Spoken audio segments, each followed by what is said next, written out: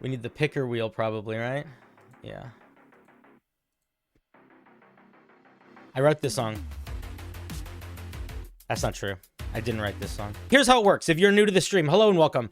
My name is CinderBlocksally. We review your homebrew. What are we looking for when we're reviewing homebrew? We're looking for, is it balanced? We're also going to look for, is it understandable? Can I read what you're saying and can I understand what you're trying to say?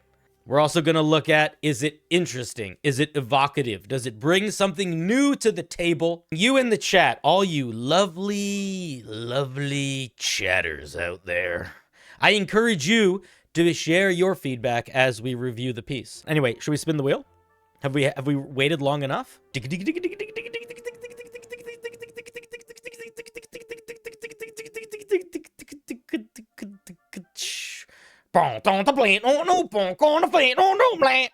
All right, first up we have Monsieur Fax, one of our many Frenchmen. Actually, Cinder, I'm not French. That's just a word I use. Nah, you're French. And I love you. My first homebrew I made for a Phoenix Sorcerer family heirloom. This is a weapon. Nice. So it is a legendary weapon. It requires attunement. It is the Sickle of the Burning Phoenix. Prepare to burn. The Sickle of the Burning Phoenix is a unique weapon made from the blood of a phoenix and the sand of an ancient desert. It has a glass blade that's golden in color and has an old leather hilt. My speech impediment is going to come out at least 3 times on this stream, so be prepared for me to pronounce things wrong and for you to hear weird noises I make. Cinder, I didn't know you had a speech impediment. I do. I'm good at battling it. You gain a +2 bonus to attack and damage rolls made with this magic weapon. When you hit a creature with it, the attack deals an extra 1d6 fire damage. I don't think you need to say this like that. I think you can just say, you gain a +2 to attack and damage rolls with this weapon, and it deals an additional 1d8 fire damage on a hit. I don't think you need to make that sentence as long, but that's fine. In addition, if the holder of the weapon is a spellcaster, the weapon can be used as a +2 arcane focus. That's also, okay, so we're now entering power mode, but it's legendary. We want it to be power mode. So far, all of this is good.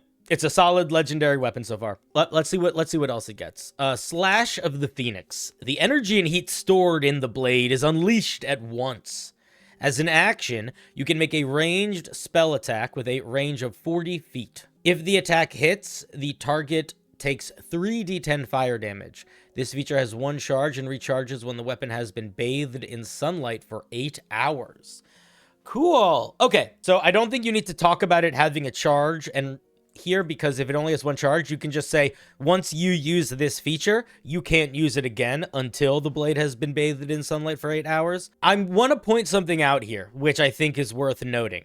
This is not as good as the cantrip Firebolt. So, assuming it's a legendary item, assuming you're not going to get it to level like 14, your Firebolt is going to be better than this. Your Firebolt is this, but with a range of 120 feet. So, if you want to give this thing an ability, especially a once-a-day ability, it should be big. It should be a big ability. So here's what I would suggest if I were you. I would suggest make it do the damage like this, but then it should set the creature on fire. And that creature should continue to be on fire until an action is used to put them out. Or something like that. Or somebody suggested you could also just cast Fireball. I think Fireball could also work here.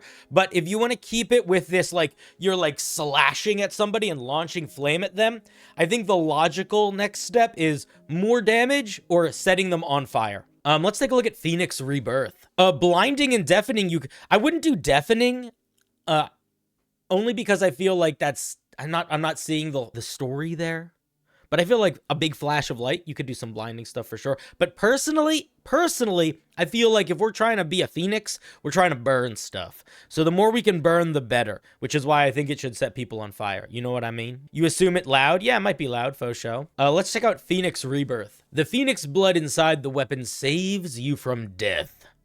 When you die with this weapon on you, you get resurrected, I would say, as if the spell True Resurrection had been cast on you, not like the spell. This is one of those situations where, like, if you're using this for your home game, this language is totally fine. If the goal of this homebrew is I want to use this in my game, you can use language like this. You can use informal language. But if your goal is to publish this, if your goal is to make your writing look professional in all the ways that are a lot of the time stupid, but necessary. You don't want to have too many words like this. You want to say it the proper way, which is stupid, and I acknowledge that it's stupid, but just because it's stupid doesn't mean it doesn't affect the way that people read your homebrew. I hate having giving that feedback because it's not helping you grow in any creative way, but it is one of those like sad realities of being somebody that's presenting art, specifically art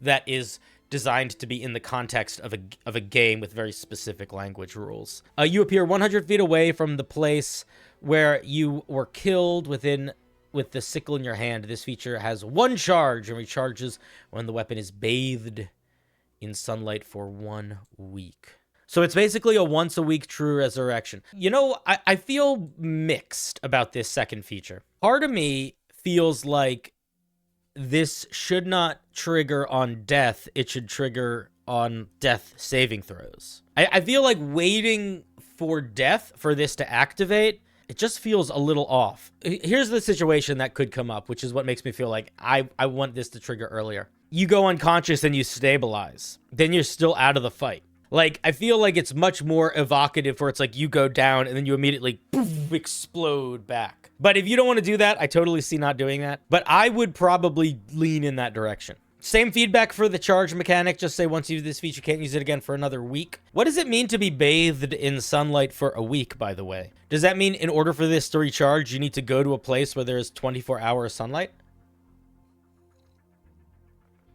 That would actually make it a pretty balanced recharge, because that would be hard to do. I like items that recharge during certain weather or times of day, especially if you're playing really wonky high magic campaigns, because you'll often end up being in a dimension where it's like, if you're in the Feywild and it's always twilight, and you have a magic weapon that recharges daily at dawn, guess what? That magic weapon is not recharging while you are in the Feywild. And I think that that is a fun mechanic, because it turns items into almost like magic potion resources, but it doesn't take them away from you. It just does that for a period of time that's a little short. So it allows you to do elements of intense resource management without having to commit to like a campaign of resource management. You clarify this recharge mechanic. What does that mean? Bathed in sunlight for a week.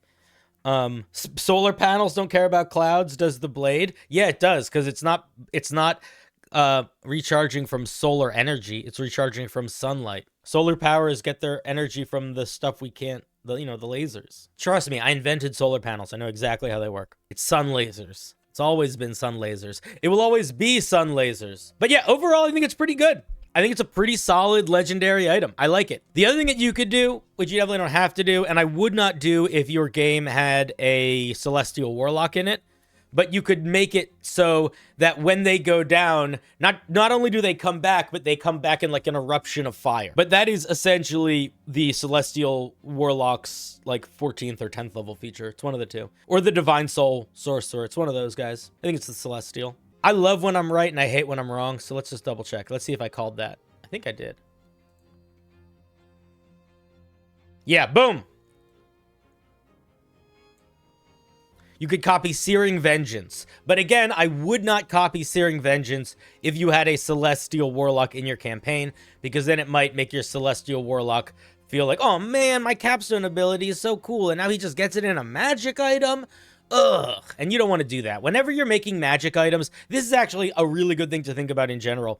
Whenever you're making magic items for your home game, in some ways you have a lot more freedom, but in other ways you have a lot more you have to think about in terms of limitations, because you really don't want to give a magic item that you know is going to diminish any of your player character's core stuff. But the freedom that you can have is if you know you don't have any shadow sorcerers in your campaign, you can totally give someone a magic item that summons a little Houndeville Omen, because no one else is going to have that, and that's just like a really cool thing and a really powerful thing, and then boom, you got a really badass magic item. When you're making stuff with the goal of sharing it publicly, if you're making stuff with the goal of publishing it, you don't want to do that too much. You really don't want to copy any mechanics that are already there. You really want to be aspiring to be writing new stuff and building new mechanics whenever possible. Not only for copyright issues, but just because people are going to be excited by your writing if it presents something new. They're not going to be excited by your writing if they feel like you just